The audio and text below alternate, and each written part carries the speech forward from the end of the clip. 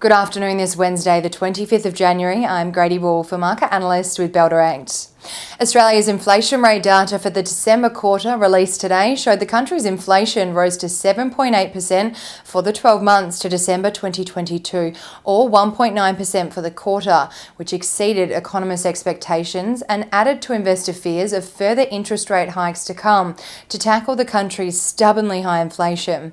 Travel and electricity contributed the largest price rises over the December quarter, while travel and building new homes contributed the largest price hikes over the 12 months. Following the release of the data, the ASX sharply declined before steadily climbing back in afternoon trade to close the day down 0.29% as a sell-off in energy stocks and infotech stocks weighed on the key index.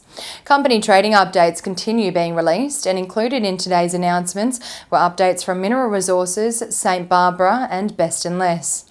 Mineral Resources shares fell more than 2% today on the release of Q2 results, including delays to the expansion of production capacity at the company's Mount Marion lithium project due to delayed supply of processing equipment and labour shortages, which has caused FY23 shipment guidance to be reduced and free onboard costs to be increased.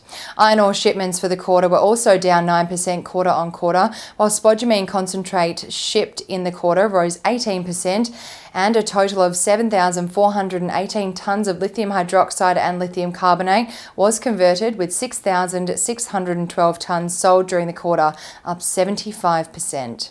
Investors fled St Barbara shares today, causing the gold miners' share price to fall over 16% on the release of a Q2 trading update, including gold production of 60,976 ounces at an all-in sustaining cost of $2,666 per ounce, which implies lower production and higher costs quarter on quarter. Best & Less shares were also caught up in the trading update related sell-off today after the value retailer released an update for the 26 weeks ended January 1, 2023, including total revenue up 13% on the prior corresponding period.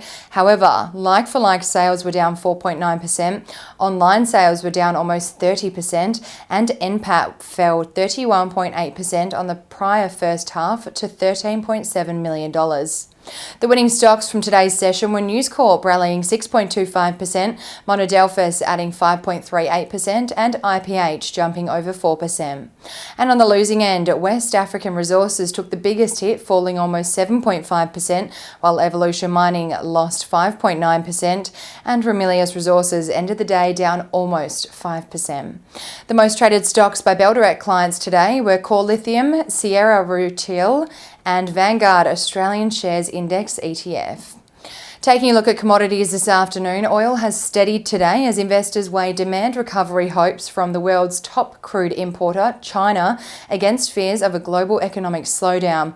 As a result, oil is trading at $80.33 a barrel this afternoon. Gold is down 0.31% at $1,931.56 an ounce, and iron ore is flat at $124.5 a tonne. The Australian dollar is buying 71 US cents, 92.61 Japanese yen, 57.12 British pence, and 1 New Zealand dollar and 9 cents. There will be no weekly wrap this week due to the January public holiday. We will return to normal scheduling from Monday, the 30th of January. Have a wonderful weekend, and we will see you on Monday for the morning bell. Happy investing.